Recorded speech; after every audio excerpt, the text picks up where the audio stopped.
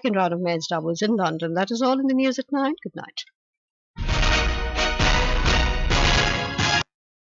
This is Akashvani. In the program Spotlight, now we bring you a discussion on 24th SCO Summit. The participants are Skand Ranjan Tayal, former ambassador, and Deeksha Saksena, Akashvani correspondent.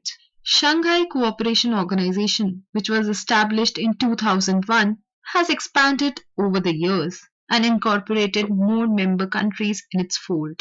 Beginning from 6 member countries, the SCO now comprises of 10 countries, with Belarus being a new entrant in the fold during the 24th SCO summit held in Astana, Kazakhstan. Currently, 10 countries enjoy the status of SCO full members, namely India, Iran, Kazakhstan, China, Kyrgyzstan, Russia, Pakistan, Tajikistan, and Uzbekistan. 2 countries, Afghanistan and Mongolia, have an observer status with the SCO, and 14 countries have a dialogue partner status. Welcome to the show, Ambassador Tayal.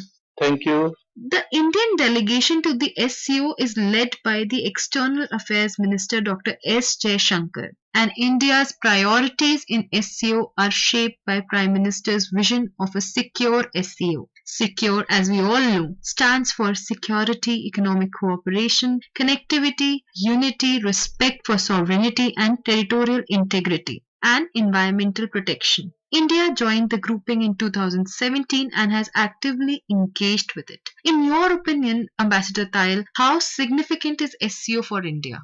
Focus of SCO for its operations, for its activities is really Central Asia. Central Asia is in India's extended neighborhood. It is very significant for India's own prosperity, for India's own security. And Prime Minister Narendra Modi, right after 2014, after coming to power for the first time, has given a lot of attention to all the 5 Central Asian republics. And for the peace, security and prosperity of Eurasia, Central Asia is critically important because it joins Asia with Europe. And now the 24th summit, of course, Prime Minister Narendra Modi could not lead India's delegation because the parliament session was on, and this was the first session after the election, so Honorable Prime Minister had to be here. But his very important and significant statement was delivered there by our External Affairs Minister Jaishankar.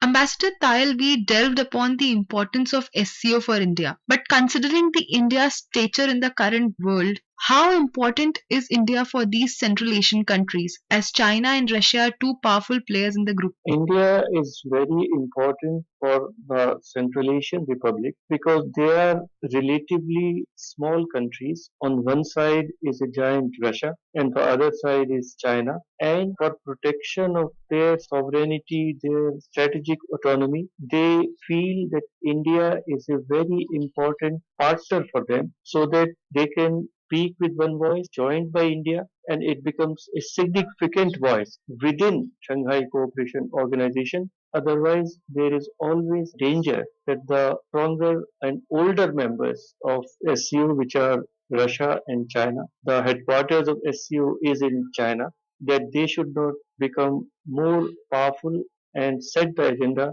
which could be to the detriment of the economy and strategic interests of the Central Asian republics. So we are there along with Central Asian republics to ensure that the strategic autonomy and economic independence of these newly, because they became independent only in 1991, it is strengthened and sustained. Moving ahead, Ambassador Tayal, Afghanistan has an observer status in the SCO, and recently Kazakhstan, the host country of the SCO this year, removed Taliban from the list of terrorist organizations. What role will SCO play in Afghanistan, as India also has high stakes in the Taliban governed country?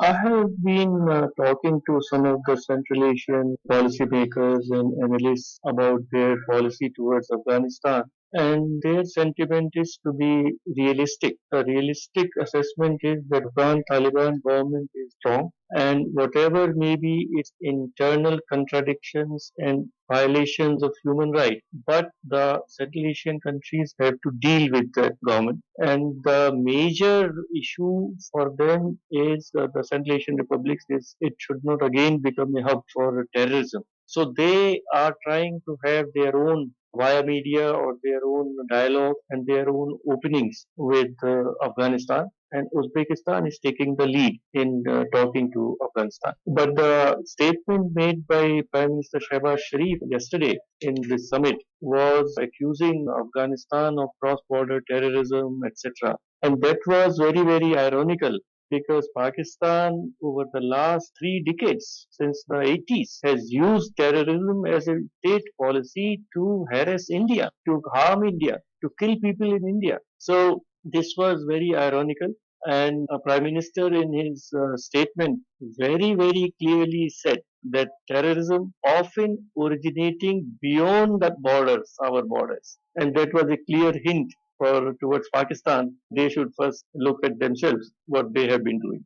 As you said, Ambassador Tayal, just to add on to it, India gave a very strong statement, as always, on terrorism and has emphasized on counter-terrorism and called for the international community to isolate and expose those countries that harbor terrorists. Moving ahead, Ambassador Tayal, how, in your opinion, is artificial intelligence playing an important role in shaping the current multipolar world order? If one looks at the future, it is a technology which has immense possibilities, both positive and negative. The artificial intelligence, it has been growing in the last decade or two, or maybe 1 year or two. It can affect employment and it can really marginalize human beings' role. So generally, there is a need to regulate the further development of artificial intelligence, to which most countries agree. India has taken the lead. India has a national strategy on artificial intelligence, and India has offered to share it and in the SCO framework to work with other countries, because for any regulation, the regulation will have to be global, it will have to be international, and it is important that the lead in that direction is taken by the global south, which is led by India. Otherwise, the rich countries, the advanced countries like United States, West Europe, maybe even China, they will set the rules for artificial intelligence for the future, which may not be in the interest of the global south. So India has a very important role. India is taking the lead, and there is a very good signal which has come by the Prime Minister that to use the forum of Shanghai Cooperation Organization to have a collective approach strategy on artificial intelligence. Ambassador Tayal, Belarus has joined the grouping today, as I had mentioned earlier also. How do you view this widening of the bloc in the current world order? How will it impact the overall SCO bloc?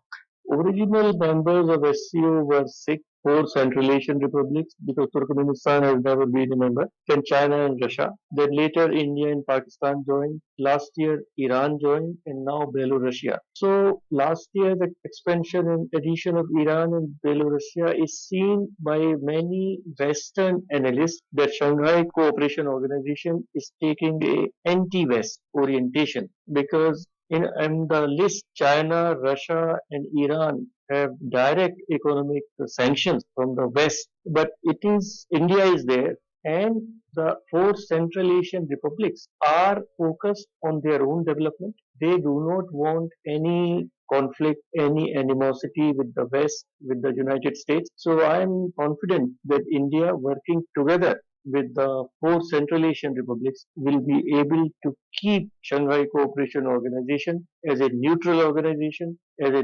non-aligned organization, working for the peace of the region and prosperity of the people of Central Asia. Ambassador Tayal, Dr. Jaishankar met his counterparts from Kazakhstan, Russia, Belarus, Uzbekistan, and Tajikistan on the sidelines of the summit. He also met the UNGA chief Antonio Guterres and his Chinese counterpart Wang Yi this morning. Wang Yi and Dr. Jaishankar, both the leaders, discussed an early resolution of the remaining issues in the border areas based on on mutual respect, mutual sensitivity, and mutual interest. How do you view this, and how are both the countries trying to take this forward, in your opinion? I feel that India and China are major countries, neighbors. We have difficulties. And as Dr. Jaishankar has said again and again, there is need to have a new equation in relations between India and China. So first, I am very happy, and most analysts are quite satisfied that whatever may be the differences,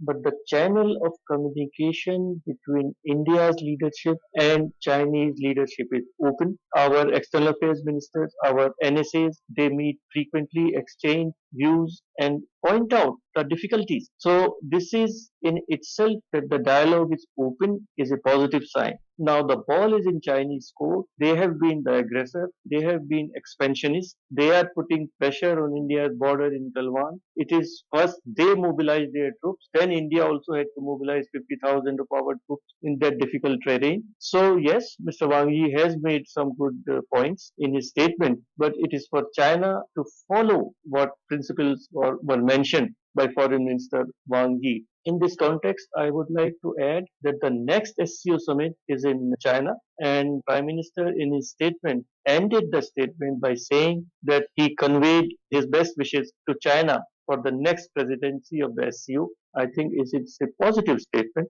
China should give it great weight and respond positively and favorably so that relations between India and China improve. Cultural ties and people to people exchanges play a very important role when it comes to the bilateral relationship or multilateral relationship between two countries or more than that. How do you view this as a tool to improve and strengthen the relationship amongst all the countries in the SCO? How is it going to be a game changer for India with the other SCO countries?